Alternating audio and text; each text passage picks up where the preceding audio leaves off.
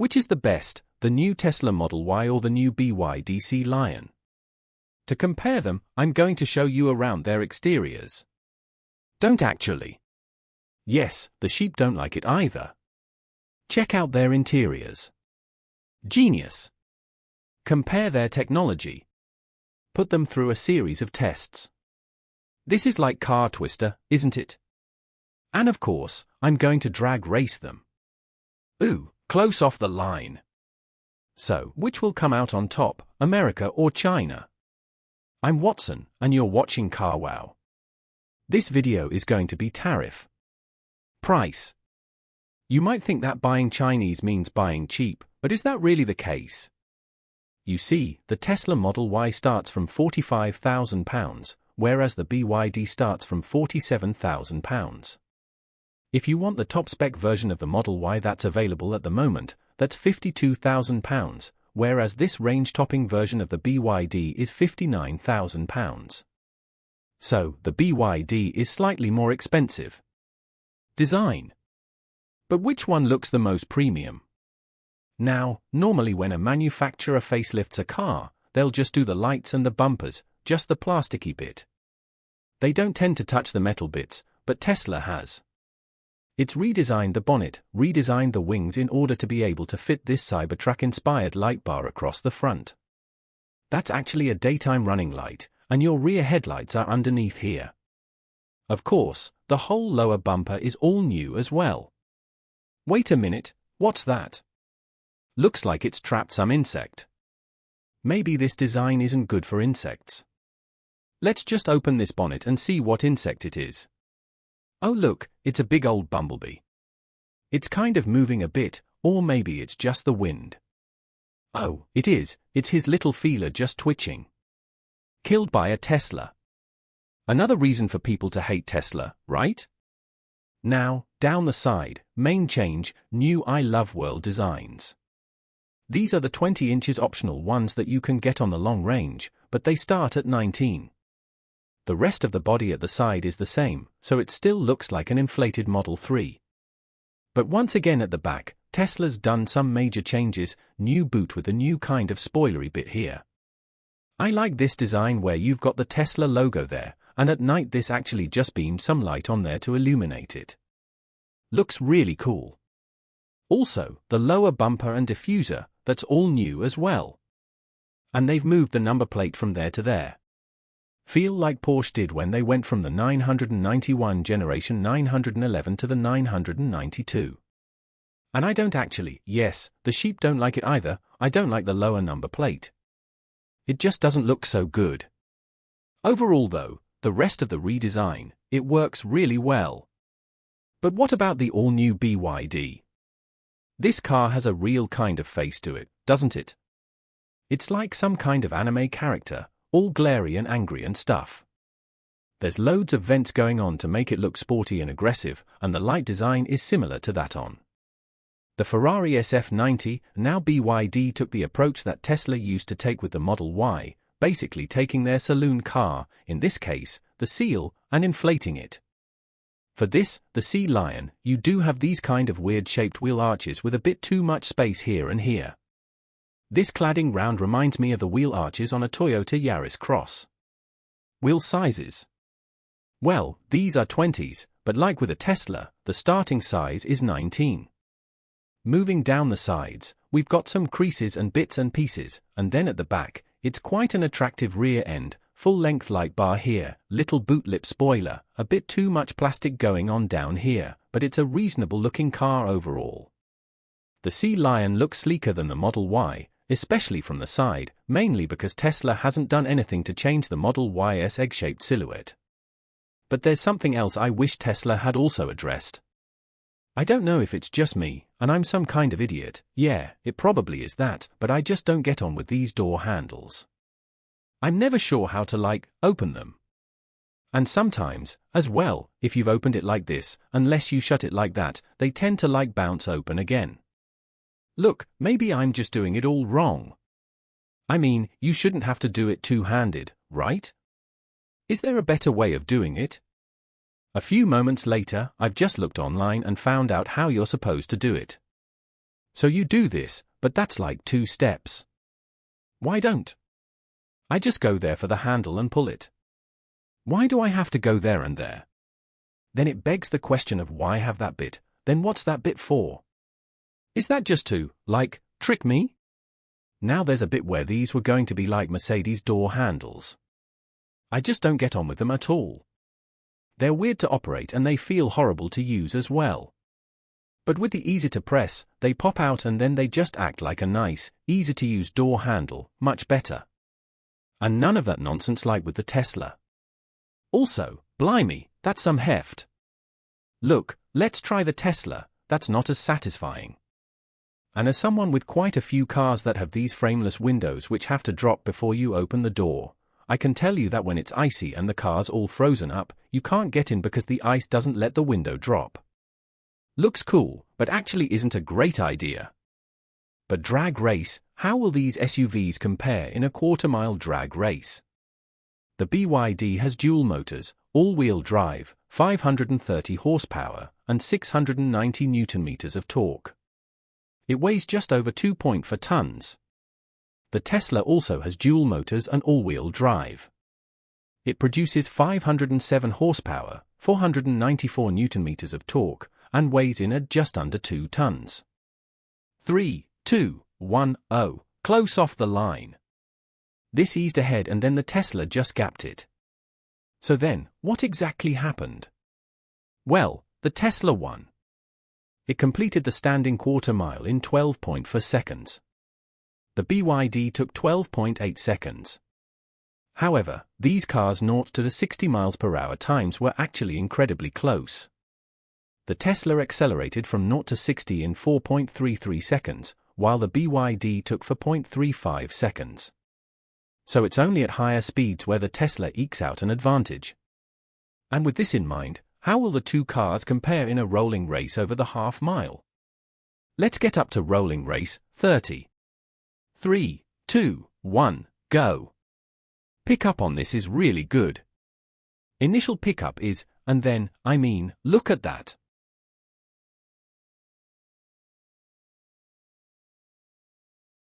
The Tesla is dropping this car. So that's a clean sweep for the Tesla. But is a dual-motor long-range car the best all-round Model Y you can buy? If you want to know what I think is the best version of the Tesla Model Y, I've actually configured one through CarW. If you want to check out what it is, click on the pop-out banner appearing in the top right-hand corner of the screen or scan the QR code on screen now using your mobile phone. Interiors, performance to one side for a moment, can the Chinese car even things up when I compare their cabins? The interior is really nice, there's quite a lot going on, but it's not overly fussy. I like this lay effect here with the central panel. You got leatherette on the dash, you got some swooping effects here on the doors. It all feels quite expensive. The door handles are rather interesting, so, they're quite high up. I'd rather they were down there, but you know how you normally open the door and you hear like a click. These are pretty much silent, you hardly feel it at all. These seats are really nice and comfy, and the leather on them is lovely. You also get Isofix here in the front. You can get a vegan interior if you want it. Steering wheel feels good and oh yes, look at this, you can adjust the steering wheel manually. You got stalks for your windscreen wipers, your lights, your indicators, and everything like that. You've got a digital driver's display, which can show a lot of information including, of course, your speed right in front of you, plus a heads-up display as well, so your speed is projected onto the road. You got a little gear lever knob in there, a bit like on a Porsche 911 actually, and you got some shortcuts here for the ventilation system, so you can quickly turn it off and on and like blast up the windscreen as well, without having to go into the infotainment system there, because the finer controls obviously are through this main screen here. If you prefer to watch your content more YouTube short style than long form video, then you can go vertical. Storage is good as well. Big storage area here, look, I illustrated my hands, the hand test. 2 cup holders there with, I don't know what this does. What does this do? What's all that about? Ah, genius. Look at that, so if you got a really big cup of coffee. I like that. Then you've got your wireless charging there, and I like the fact, look, you have got a 50W charging wireless and it's cooled, so it won't overheat your phone. There's more charging down here with your 12V sockets and your USB-CS. Oh yes, look at that beautifully large vanity mirror. The glove box is big and loaded with felt, so it feels plush. The door bins are a big size, but down here, this is where things get to feel a little bit cheaper. But it's, you're not going to be touching down there that often, and overall I'm quite impressed with this car's cabin, it's nice. As part of the facelift, Tesla has also tweaked the new Model Y interior. So how does it feel? It's definitely better than before in terms of the feel of the materials. This like Alcantara stuff on the dash, the way you've got this big hoop with the ambient lighting, an improvement. Still, much of it is the same in terms of the fact it's a minimalist design, so pretty much everything has to either be done through the screen or through voice commands. And it is annoying. Like if I want to move the door mirrors, I've got to go in here, and then I've got to do, where is it, that, and then I've got to do that, and now I use this on here to move the door mirror. Now, I know all the Tesla fanboys are going to be going, but Matt, I set the car up and I set it to my profile and then it knows what I want and it's always in the right position. But sometimes when you're maneuvering, you need to just mess around with the door mirror, don't you, just to hit the curb or something, and that is a faff. It's also a faff not being able to control your windscreen wipers through a stalk. On here, at least they've given one stalk back compared to the Model S. Look, we have this for the indicator. But yeah, there's no drive select here. You have to do it on the screen by swiping up or down. Don't like that either. Having a bit of a rant now, aren't I really? There's lots of it that isn't great, and the fact I've got a digital driver's display, so I have to look across there, up there, to see my speed. Where is it? Too many things going on here. God, go away. Be fine if there's a heads-up display. Why haven't we got a heads-up display? Storage is good in here, though, lots under there. Once again, the hand test. I like the fact that the cup holders are hidden until you need them. They're not clever in the way they don't go deeper like on the BYD. There is more storage under here as well. It's a big storage area, and you got your wireless charging there. Unlike the BYD though, it's only 15 watts, not 50, and it's not cooled. I've noticed my phone getting hot while charging on it. I want to adjust the steering wheel. Oh no, I forgot, I've got to go to the screen again. Where is it? Steering up and down again with this, there we go. Yeah, okay, yeah. I know, once again, yes, you do this before you drive off, but sometimes you just want to fine-tune things when you're driving, don't you? Rest of the storage, sorry, I got sidetracked. Right, glove box, oh no, yes, once again, got to go through the screen. This really is turning into a rant. Screen, where's the glove box? There, glove box. Glove box open. Why aren't you opening? Has it got some kind of remote lock on it? Is it broken? There's some security feature. This is a press car. I bet there's a security feature. I can hear something happening. Can you hear that? Anyway, let's move on to the door bins. They're big, lined with felt, and this is different and an improvement over the BYD. So the soft touch feel extends all the way down here. Just show you the door switches.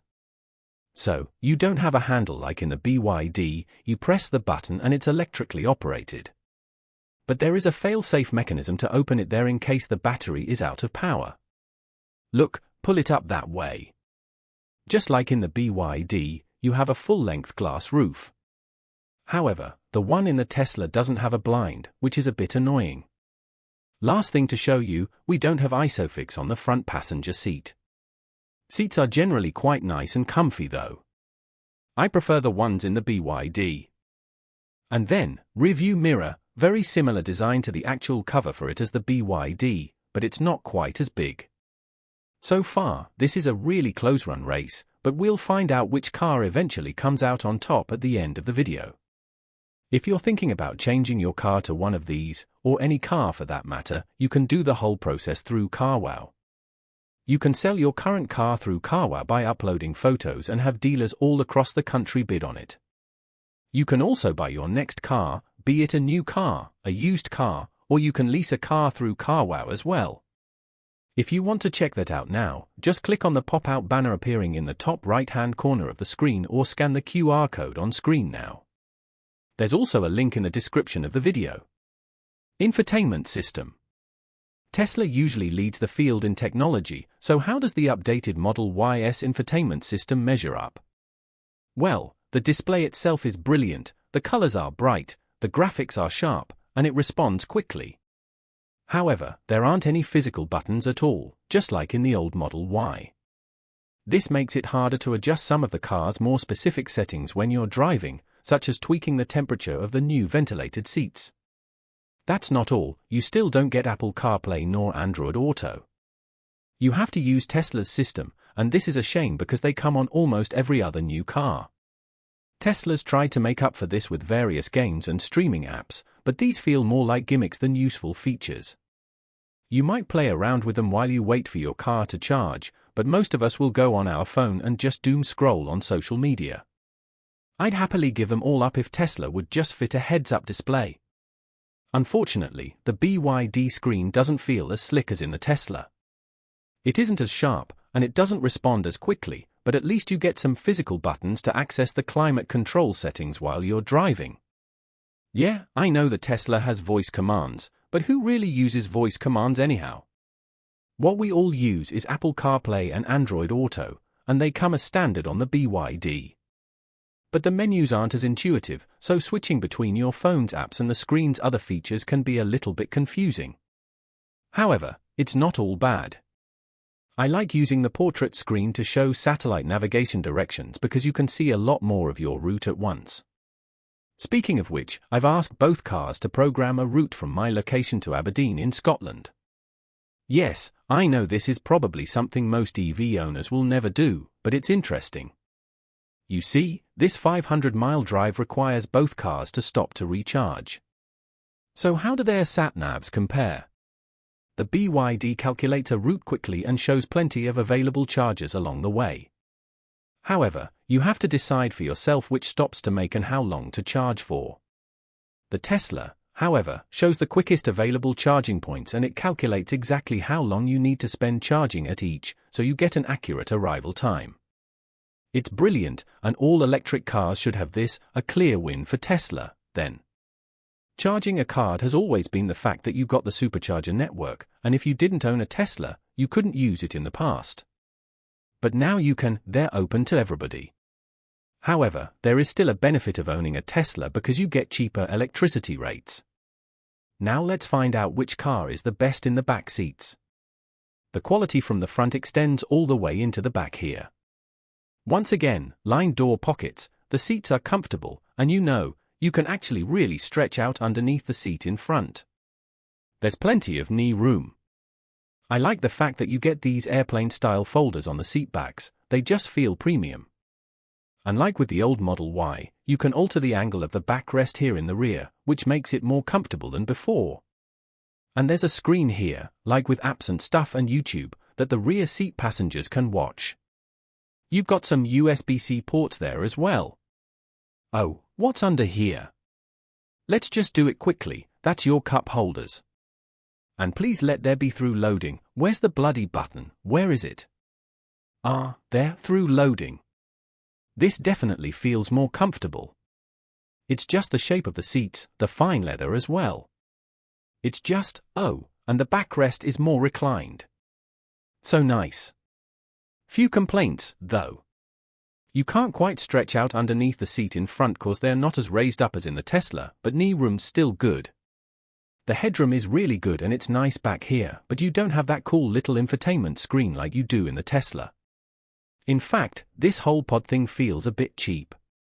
What's this in here? Oh, that's really cheap. USB-C, yeah, you do have heated seats. You have pockets on the seat backs rather than those folders, but they are quite practical. And there's these smaller pockets here, space for mobile phones and stuff. Once again, like in the front though, the door bins, while big, you got scratchy plastics on them. How about through loading? Do we have any? No, there's no through loading. But the armrest does have some storage and hidden cup holders as well, so you're not putting your wrist into a cup holder when you're using the armrest. I think overall, I prefer the back seat in this car, and it's a similar story if you need to carry 3 adults in the back, because the BYD has slightly more shoulder room and more space for everyone's legs. If you're wondering what I think is the best version of the BYD seal, I've actually configured one through car to find out which car it is and the saving. Click on the pop-out banner ping in the top right-hand corner of the screen or scan the QR code on screen now. Next up, which of these cars has the biggest boot? Well, Tesla claims the Model Y has 854 L of boot space. BYD claims the Scion has just 520 L. Are these manufacturers actually measuring their boots in the same way? Well, let's find out with a real-world practicality test. Well, sort of. So let me prep them for you. I'm going to remove the low cover from this, it'll all make sense in a moment. Ah, right, it's quite easy to do. Wonder if it will fit under the false floor while we're at it. Will it? Will it fit? That's a win.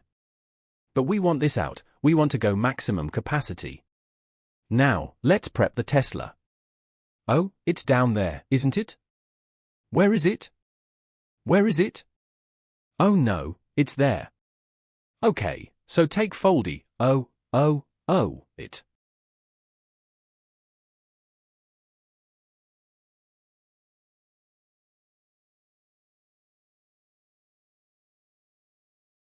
Of attaches magnetically. I like that. Will it fit under here? That's a yes, good. Anyway, I got to take it all out. Now that they're empty, I'm going to see how many full-size men I can fit in each of these boots. So what I'm going to do is load the largest first. That's the best way to do things when you're packing a car. So sorry, no offense Tommy, you've got to get in. I've done my back in, otherwise, I'd get in. Actually, Keen, I think we need you, mate.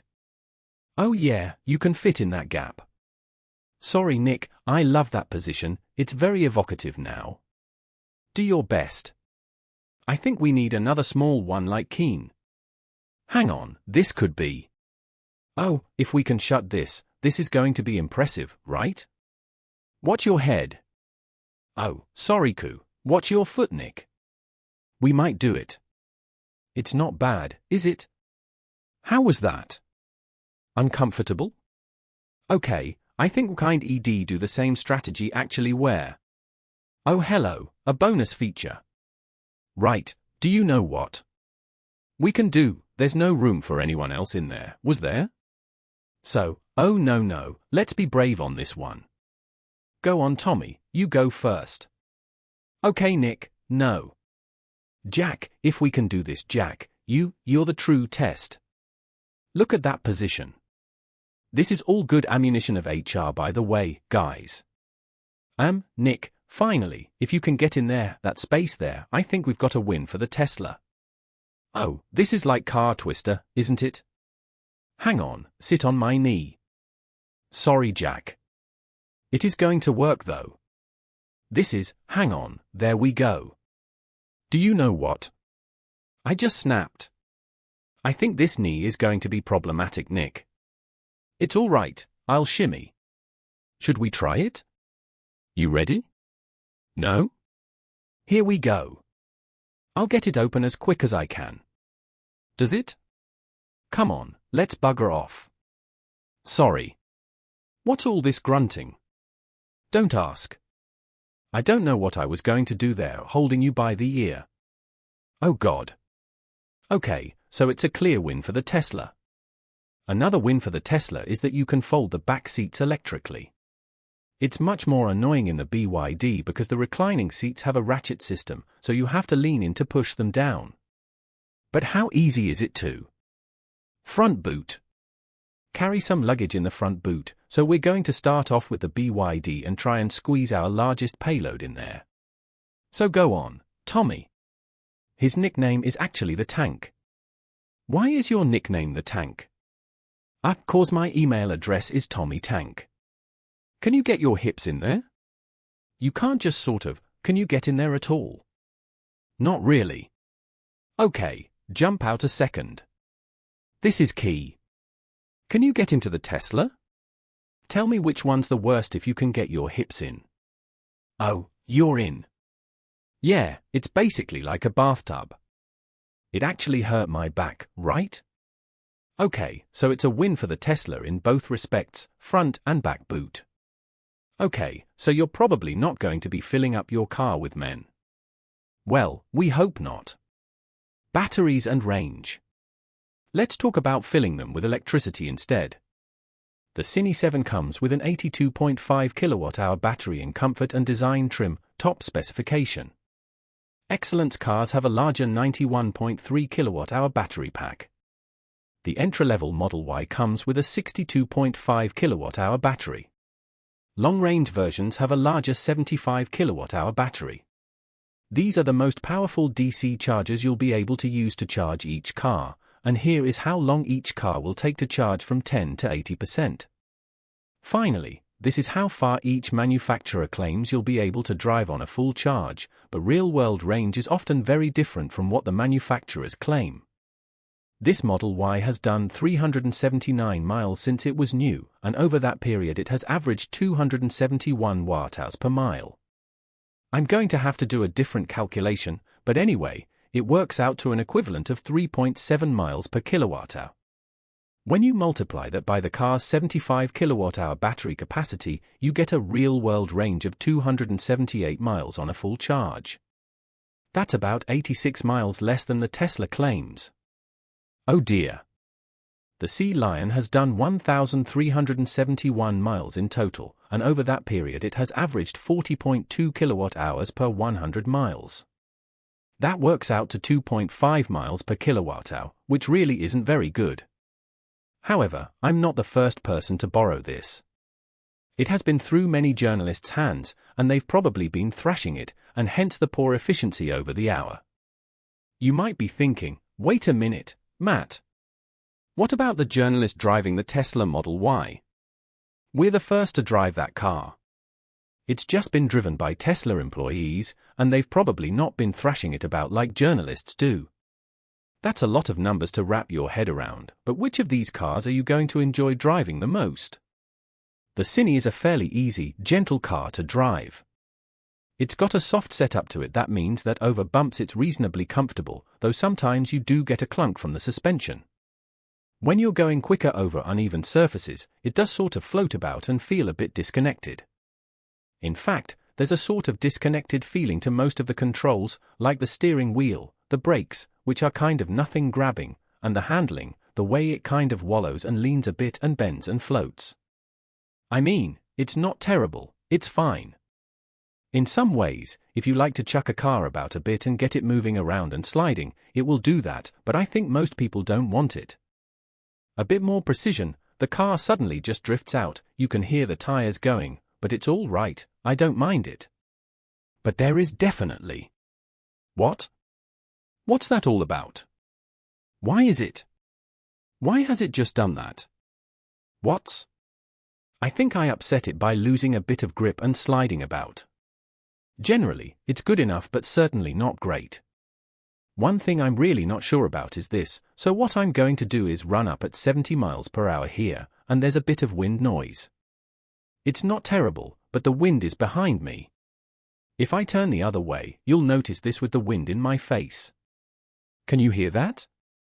It's going to be interesting to compare that noise to the Tesla in a moment. Overall then, to drive this is good enough, it's just not great. So what does the new Model Y feel like to drive? Right, let's start off by comparing the noise at 70 miles per hour with the headwind here in the Tesla. You can still hear the blowing sound from that headwind, but it's not as loud as in the BYD. Also, the suspension does feel firmer, but the damping is better, so it's just more composed. The car just feels a bit more solid on the road. The old Tesla Model Y was a bit too bouncy, it was like firm but unfair. This is more firm but fair. I have to say Tesla has definitely improved the way the Model Y drives. It's still got that responsive sporty feeling in terms of the steering, and it's definitely more responsive than the Sea Lion. You notice it's got a bit more punch out the corners as well. You feel more in control of this car, you really do. The brakes are more progressive as well, they've got a better feel to them. It just feels more nimble and agile and lighter. I mean, that's one of the benefits of having a smaller battery dynamically. I don't need to talk for much longer, this is the superior car. So then, what's my final verdict? Well, it's actually very, very close. Tesla Model Y, it's much improved. The look is way better than before. The interior feels higher quality. It's got good efficiency, and it's pretty decent to drive.